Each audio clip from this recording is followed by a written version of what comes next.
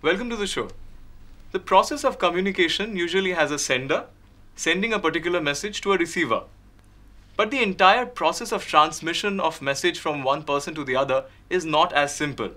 It is equally important how the sender is transmitting what he is thinking, and it is equally important to know how the receiver analyzes and interprets and receives the message. This process may also lead to misunderstanding if not done carefully. And this vital thing is called encoding and decoding. To tell us more today about encoding and decoding, we have with us Madam Srijay Bhattacharya. Thank you for coming on the show, ma'am. Thank you. She is a teacher as well as a researcher in JU on mass communication. I'm Amartya Shaha taking you through the show, and with me I have Indrani Bhaumik. Ma'am, tell us more on the influence of encoding and decoding in the process of communication as a whole.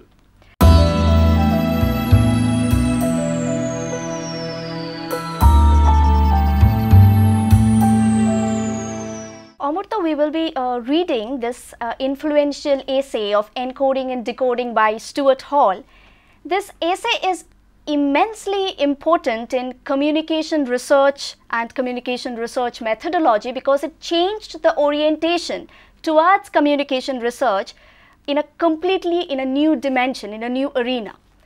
Because previously we used to call it as positivist research or a behavioral research, because this research orientation was completely based on, on the content of the programs that were being made by media.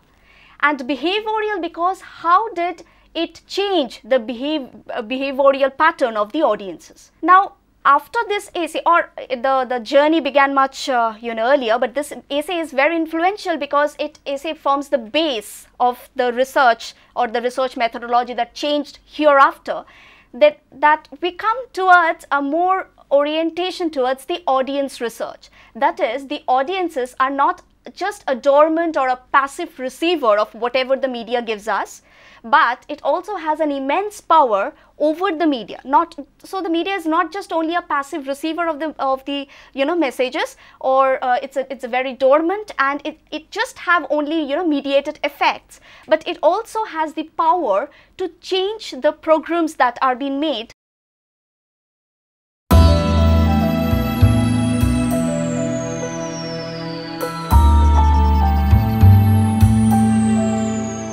So now the makers of programs, as you intend to say, have also started taking the audience and what they want very seriously when they're framing their content. Yeah, in present day analysis, you can see that, the participatory culture that is etching out of a very networked audience, like we see how the game shows work. And also we, in communicative research, we also have taken new interest in studying new topics of media, for example, video games, where, the audiences take up more active role in framing what the programs will be. So the consumers, are taking an active role for the producers.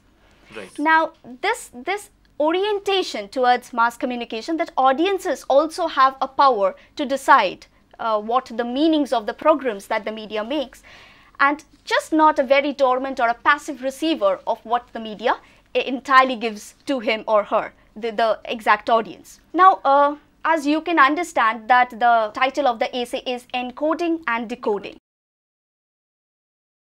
So, in previous mass communication research, we had a tripartite linear model of communication. Where there is a sender, there is a receiver and there is a message. And a message.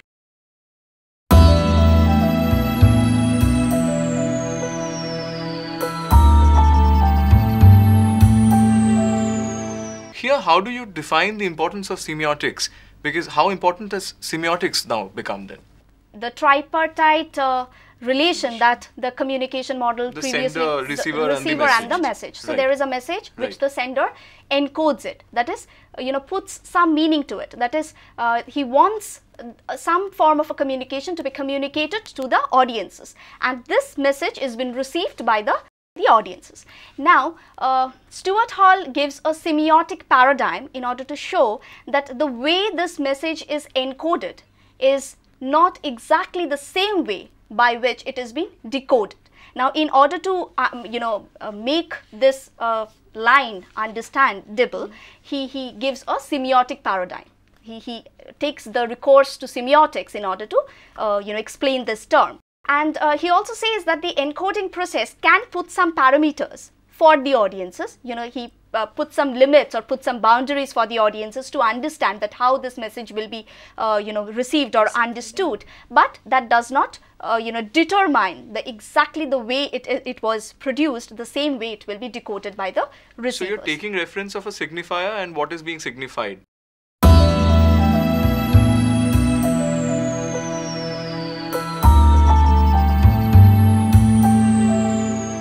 Come to the point that what is a signifier and what is a signified. Now, literary structuralism started during the 1960s, okay, and what it did was, literary structuralism, the exact thing that it did, it demystified the narrative structure. That is, a particular author is writing a novel or writing a drama or writing a literature piece, and that is the exact meaning, the way the author has thought, or the way with what meaning the author has written that that narrative, the readers will exactly derive the same meanings from the narrative piece. So what literary structuralism did was it demystified the narrative structure, and what it brought out was the inner structures that is present within or beneath the narrative structures. What it did was, it is nothing but the very romantic creation of a particular author, but the narrative piece is nothing but made of a particular structures which the audiences or the readers can interpret it in a completely different way. Suppose the producer of the show is showing red. Now the audience can perceive it either as a sign of danger or as a sign of vibrancy. This semiotic side you're talking about, that the audience can interpret it in their own little way. To one it's different, to the other it's different, and hence... Now let's go into a much further detail, so that will be much more clear to you. Ferdinand de Saussure, during the 1960s, he flourished this structuralism or structural linguistics. What did he say? He said that anything in language is nothing but is composed of signs. That means this paper, as you see, there is nothing paperish in it, but it is a sign, and it is composed of two things. One is the signified and the other is the signifier. Signifier is the thing that you see, and signified is the meaning that we put to it. Okay. That means some sign that I see in front of me, suppose a paper, and this is a sign composed of the signifier, that is something that we see. The boundaries, it is composed, it is white in color, it is some sorts of description, and the meaning of paper, what is the meaning? That paper is required, that is something is written on it, and we need paper for something. The meaning of a paper that we ascribe to this particular thing, signifier, that is signified.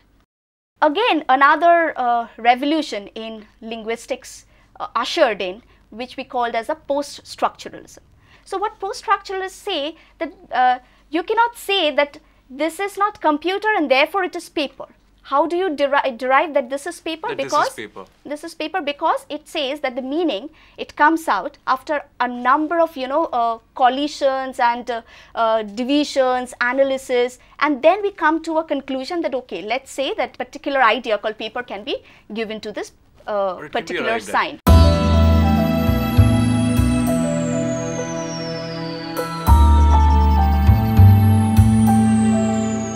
But how do you exactly place this particular ideology or this particular process of seeing things in respect to television, be it in reference to that time when it was first proposed or in today's time? Stuart Hall himself was a post-structuralist thinker. Okay, he said that in every television discourse, each sign, in television we have two kinds of signs, that is, one is televisual sign and the other is the tele-audio signs. Okay, so the television sign is also a televisual and a tele-audio signs, and the producers put some meanings to it, and the decoders also, according to their social positions and economic positions, they derive some meanings out of that televisual sign and put that meaning into their own social lives. Okay. What is it? It is composed of relatively autonomous moments. Okay, and he speaks about 5 moments. These are production, circulation, use, which he says distribution or consumption, and reproduction. So he says that there are within this loop of communication between the producers, the message coming, emanating from the producers and going back to the receivers, and then also again coming back to the producers, this entire communication loop is composed of particular distinct moments of production called 5 moments, that is production, circulation and reproduction, and within use he says of distribution and consumption.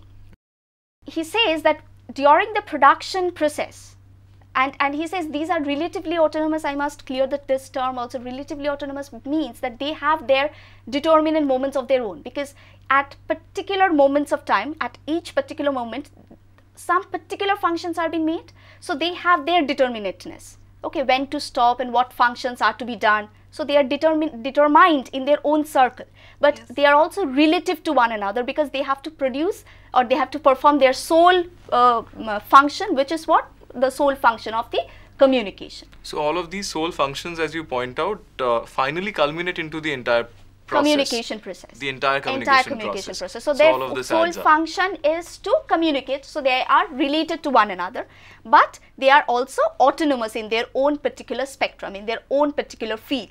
So Stuart Hall also says that no, there cannot be any raw historical data, because once the raw historical data enters into a particular discourse, it clashes with that semiotic paradigm, I mean the sign or the rules of language that is operative within that particular discourse, and comes out as some sort of a coded language. Just when the raw historical data enters into this pool, it clashes with these discourses and it comes out as a, you can say, a story.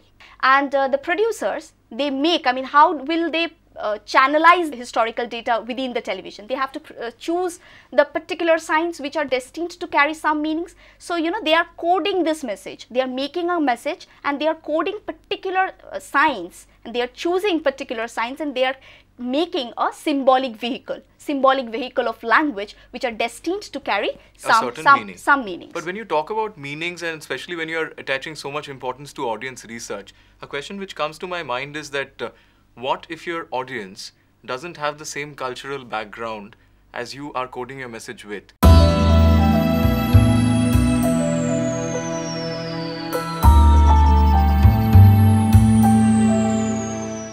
He's saying that the encoding, the way the producers encodes the message. Now this semantic vehicle, this symbolic vehicle that he's making with choosing the particular signs and making a message, that is not supposed to be decoded by the researchers in the same way. That's what Stuart Hall is always talking about. And he says that, I was talking about this particular moments, right? So he says that now this historical data, raw historical data, becomes a story. That means it has been coded by the producers. Now it has been circulated among the audiences. Once this process called circulation starts, the discursive character of message starts. That is, once it is circulated one audience after the audiences start decoding it completely in a different way, according to their own position, social position. A number of social relations works while decoding the message. Right. So the process called the nature of discursive message, I use the term discursive, that is, it gets distorted. Okay, once it is into this circulation process. So once it is into the circulation domain, it's now individual audience having their own interpretations into it.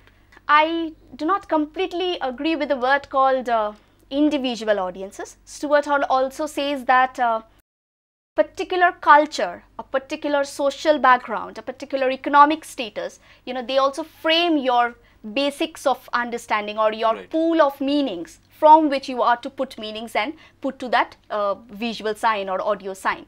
In order to complete this loop, Stuart Hall says, suppose you have received that, decoded this message in this way, then you put this meaning into your own social practices. That is, the next day probably you will write it first on your diary diary page, and then prepare your presentation. So you know what, even the receivers of the television audience does the same thing. That is, what they they first see the television visuals, they put meaning to those visuals, get a meaning of their own, and then they put those meanings into their own social practices. So that is what Stuart Hall says about use, that is, or a kind of reproduction. So he says that that is where the loop of communication ends.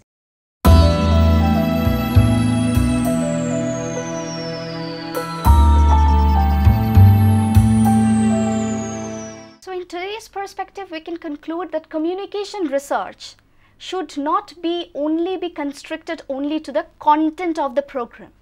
That is, sometimes we we hear people saying that we know what the media is talking all about. They take on some particular sides and they repeat the news, and they also interpret the news in their own particular interest, which we probably can understand.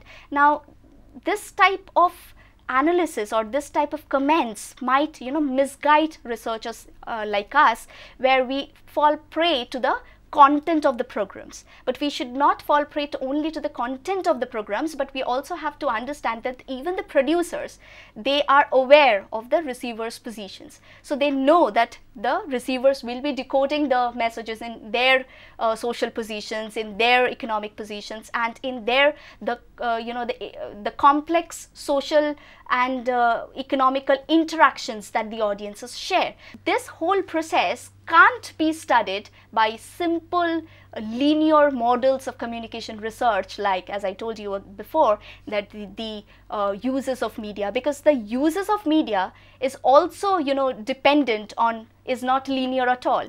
So it is also dependent on where the audiences are positioned, what cultures are they sharing, what institutions of power are at play, what ideologies are making up their mind. So all these are also present when we study the uses of media. That is where the media's effect is going to. Stuart Hall's essay was very important in this framework, that he said that the communication loop is not at all linear. It is composed of distinct moments, determinate moments, where particular types of functions are at work.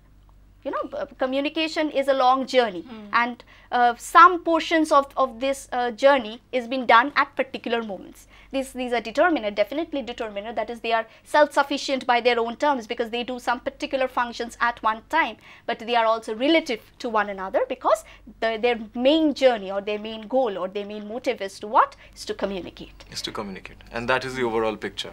That is the overall picture. And looking at the overall picture is more important than just focusing on a particular aspect.